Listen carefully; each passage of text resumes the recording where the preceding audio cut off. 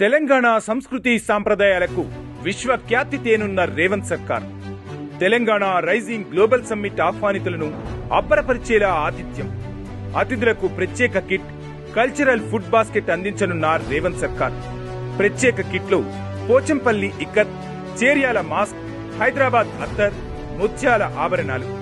Food బాస్కెట్లో Mahua లడ్డూలు, సకినాలు, అప్పాలు, బాదాం key జోలి తదితర సాంప్రదాయ వంటకాలు. తెలంగాణ కళలు, సంస్కృతి, వంటకాల ప్రత్యేకతను ప్రపంచ వేదికపై ప్రదర్శించనున్న ప్రభుత్వం.